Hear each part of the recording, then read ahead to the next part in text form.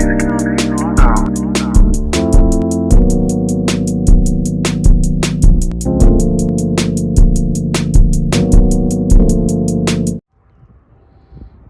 guys, getting set up to replace awning fabric on this Winnebago. This is going to be a DOMETIC 9100 series. So get set up. I got my two little giant 22-foot ladders in the A-frame configuration. I'll be using them as dead men to hold the tube when it's time to bring the tube down. And then I have my collapsible sawhorses, and then my table for my tools and stuff. So this is pretty much how I set it up. This is one person doing this, okay? So you can do these by yourself. The first thing you want to do on these specific awnings, the DOMETIC 9100s, let it out a little bit where you can get to the notch, tie off the arms. I'm using my my rope ratchet straps. You just pull on them. They're not like ratcheting, like they don't, like it's not like a real ratchet strap, but it's just a rope pull, and it has a ratcheting mechanism that locks when you pull it. And then you want to pin off. You can see that I have a small pick, and this is just a Harbor Freight pick. Works great. I use it all the time for slide toppers and awnings.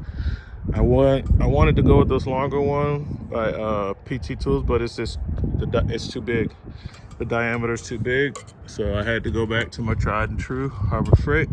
And you just twist this tube back and forth until you line up the holes, because there's a spring in there, and you have to remove the head from that bolt, and the thing will flip around. You can really hurt yourself. So that's why I go ahead and pin it off first. And then the other side is not going to spin like that because it has a motor. So again, I have it tied off, and I have disconnected the motor from power, and I intentionally have my ladders right here for right now to make sure that my arms, something doesn't go crazy and my arms come out. If they do, they're going to hit the ladders and stop. So the next thing I'm gonna do is just cut the fabric. It's all messed up and it's getting replaced. So I'm just gonna cut that straight down the line. And if my tie-off points are good, then it won't come out. So that'll be the next step. See, a lot of these are jammed up so tight you can't get a zip tie behind them. And sometimes they're even sealed, you know, so with silicone. So you're not gonna always be able to get a zip tie, but that's no problem. You see that cutout right here for that pin? Just put your rope, wire, or whatever you have, or still can use some zip ties, but tie it off right there and you should be good. So I'm gonna go ahead and start cutting this awning off. I just took my smaller ladder, my little step ladder, and went down the line with razor blade, my Milwaukee Fastback, and just cut that all the way down the line. As you can see, you don't have to try to squeeze zip ties back behind here. This is very flush. These Winnebagos, they make them pretty good, and it's better when they have a nice tight fit like that. Just let the awning out enough to where you can get it near this notch area, and put your straps on there, and the arms will not come out. They will bind on your straps, rope, wire, whatever you have. Next, we'll be removing those bolts that holds the head in. I'll be extending the ladders up and moving them out of the way. And when I disconnect those, I'll be sitting them on top of the ladders and using those as stands. So let's get at that. So we'll set the ladders up and start disconnecting the bolts. All right, this one, it doesn't take a whole lot of tools to do this. Just got out my bit set, my impact driver, 1/4-inch chuck. And I use the SK 1/4-inch set. I use the set a lot, guys. It's been working out great. It's an awesome set. I totally would recommend it. I have knocked it over one time and had to pick up all the pieces. That wasn't too fun, but that was my bad. And as you can see, I have the ladder set up directly under the tube. It's only about 6 inches or so of space underneath the ladders. And when I disconnect the tube, I'm just simply gonna drop it down on the ladder and then I'll walk it down. So I'll start disconnecting my stainless steel hardware, and then we'll just take this tube down. Okay, so those are two 7/16 bolts, and then simply lift it out of the channel. You see that this is keyed, and it is also tapped and threaded for the screws. If that was not pinned, you get really hurt. I've had a guy at a shop doing this, and he literally broke his hand with the force coming off of that. It smashed his hand, and he broke his hand. So this is not a very safe job, especially if you don't know what you're doing. And that pin is very important. Same thing for slide toppers, same way. But as you can see, that's easy. Just pop those down. Our arms are stable. The tube is off. Now I'm just gonna bring the tube down, work with it on the sawhorses, get the old fabric off, and I'll show you what you have to do that. So the placement of the ladders are important. And like I say, I love these little giant ladders. They're so versatile. And as you can see, I simply took that one down, not dragging it or anything, because you don't want that pin to come out. And I just sat it on the ground. Now I'll just grab this side, lift up on it, and I can bring this side down, okay? And just like that, the awning tube is down, okay? So this awning tube is riveted, and the only way to get the awning on is drill the rivets out, take off the caps, and put the rivets back on. Again, there's a spring in here and the stuff is under tension. So don't mess with this side. We know that the side with the motor doesn't have the spring tension because, for one, it's not pinned, and the motor is what's causing the force to be applied.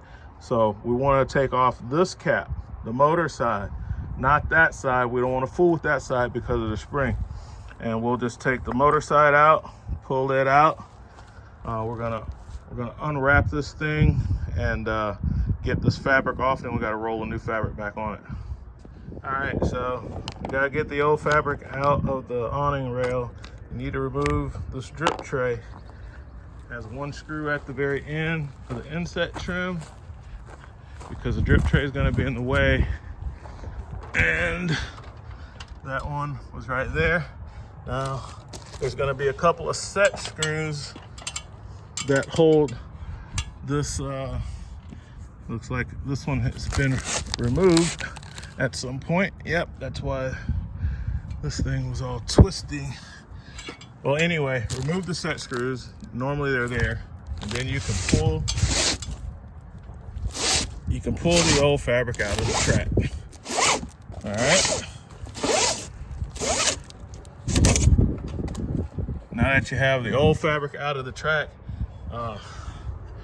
now normally what I like to do is, with the new fabric, especially if it comes in a box, I like to have it laid out in the sun. It's not really a sunny day, but to get all the wrinkles and stuff out of it, typically want to lay it out in the sun and let it heat up a bit. And I'll go ahead and do that now,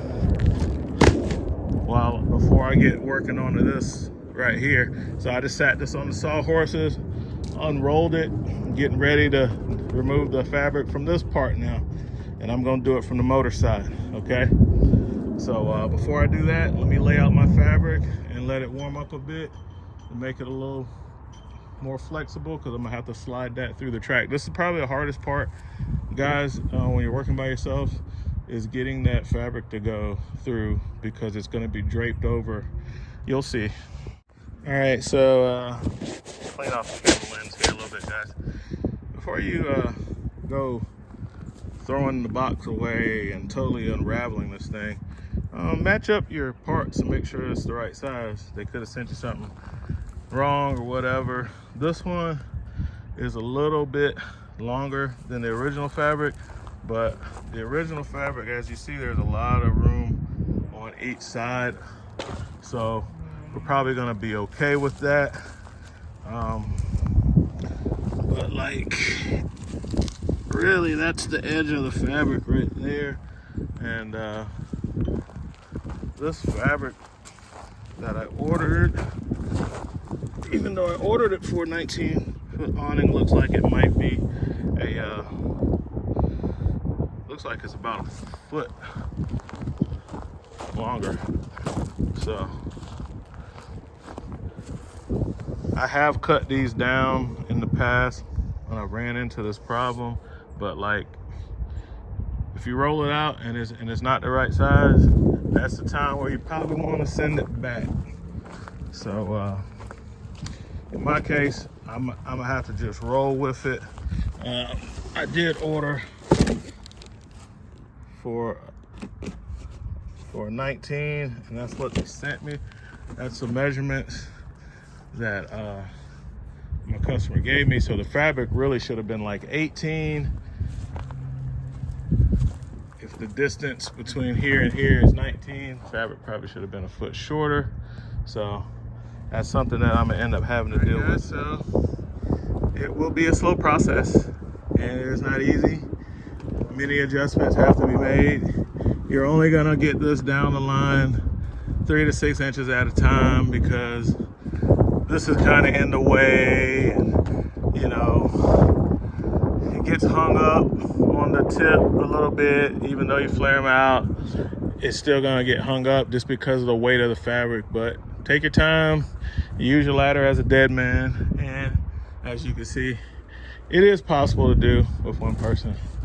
All right, so next step is taking this off, getting this fabric off, and then we're gonna move the sawhorses down and keep moving them to slide this on here. But we're gonna start from that end because we're not gonna disturb the end that has a spring tension. All right, here we go. The Cobalt bits, the Mac tools, these are machinist bits. You always want to use the shortest bit possible. You need your bit to be stiff and rigid, so the shorter it is, the better. So as you can see, these are machinist length bits, which are going to be shorter bits, 3/16 to drill out the 3/16 rivets. As you can see, those have been drilled out, and it didn't touch the cap because it's the right size. Now I can pull the motor out.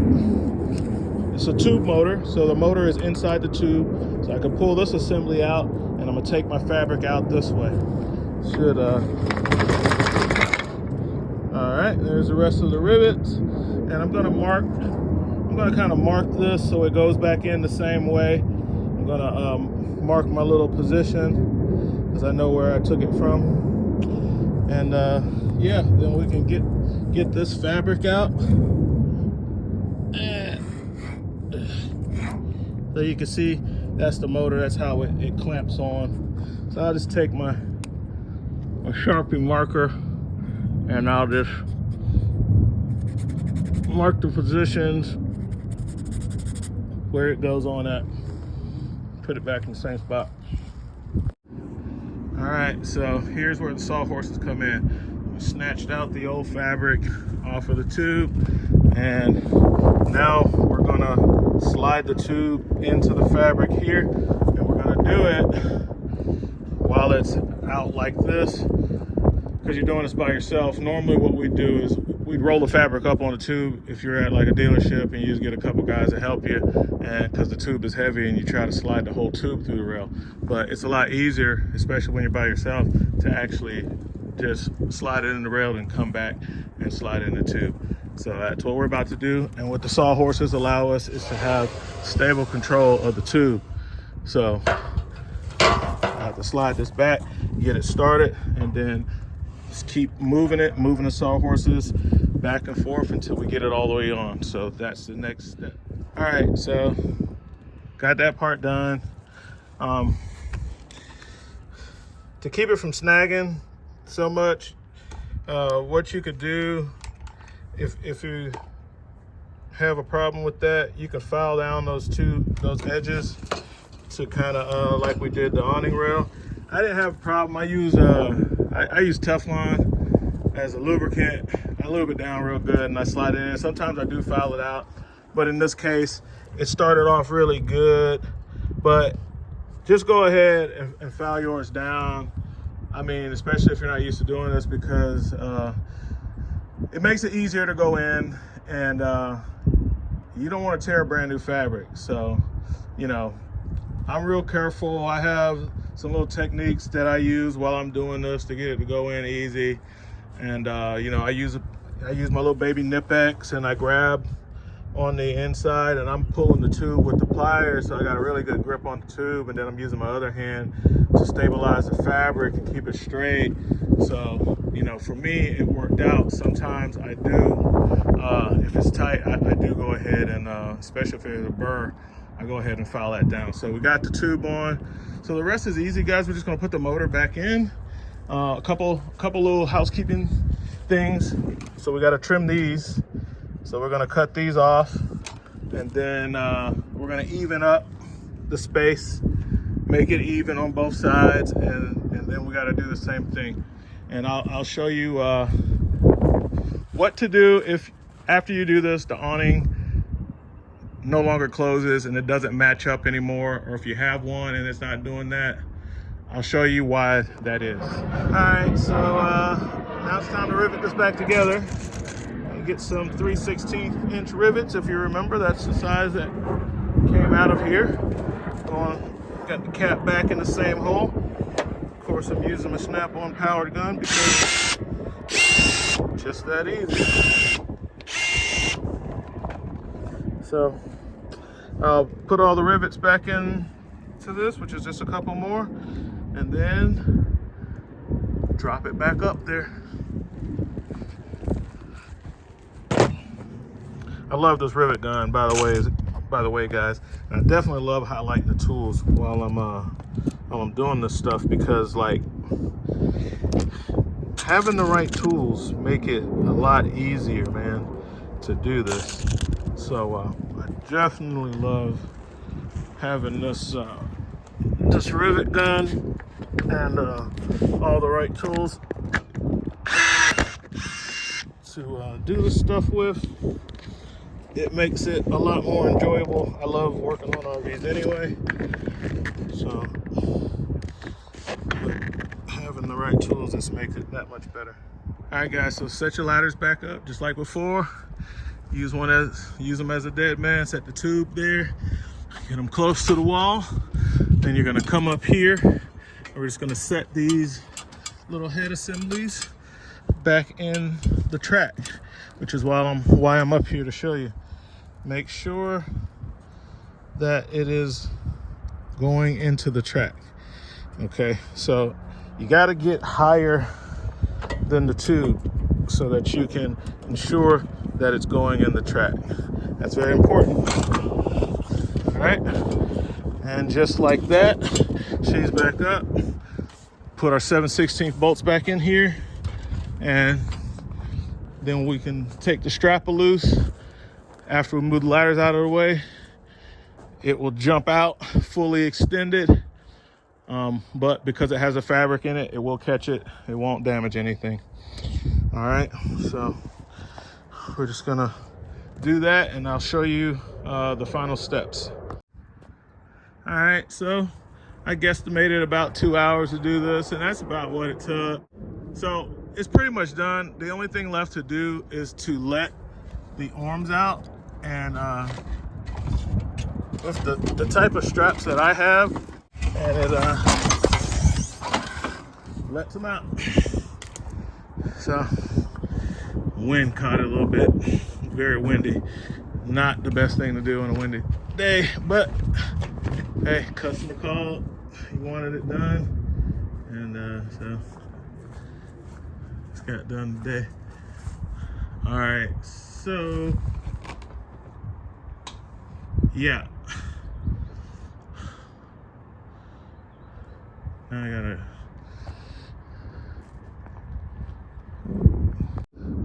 All right, guys, so if you're following along with this video, if you remember,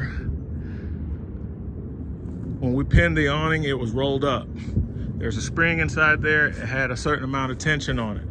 So before I roll this awning up and unpin it, which I've already done off camera, I've taken the pin out. I had to take the spring tension off. Otherwise, the amount is going to change because the tension was set for when it was in. So I used a pair of channel locks, took the head assembly back out, put the channel locks on there, took the pin out, counted my rotations. So facing the head on this particular one, assuming that this is from the factory and it's never been touched, it was 5 rotations counterclockwise. So to release the tension, I had to go counterclockwise 5 rotations. Now that I've taken the tension off of this thing, now I can roll it up. Once I roll it up most of the way, I could take that back off and check and make sure I have the same amount of tension that I started off with, okay? Well, that's it. Had a hiccup off camera, like the thing didn't want to go in because, the battery's dead.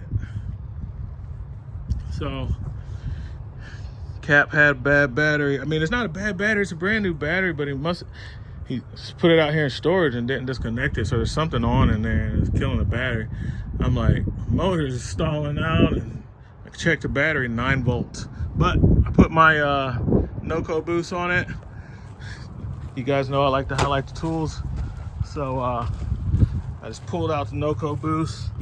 I love this one because it tells you the voltage, and I put it in override mode by holding that button down, and see, it tells you how much is in it. See, I've ran the awning in and out a few times, so I'm down to 11.7. So I'll charge it up on the cigarette lighter charger on my way home, and then I'll leave it overnight.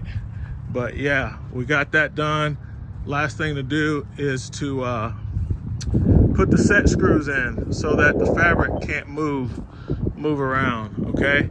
And if you're having a problem with your awning closing straight and the clamshells lining up, it means your fabric's off. You need to shift the fabric, roll it in and out until you get it to close right, and then you need to put set screws in the awning fabric on the tube and on the awning rail so it can't move and shift, because if it gets pulled this way, then the arm is going to be off and it's not going to close on either side. So if you're running into that problem after you change the fabric, pull on the fabric and shift it a little bit. All right, now I got to put a battery disconnect on this so this thing can stop having a dead battery. It needs to charge it first though.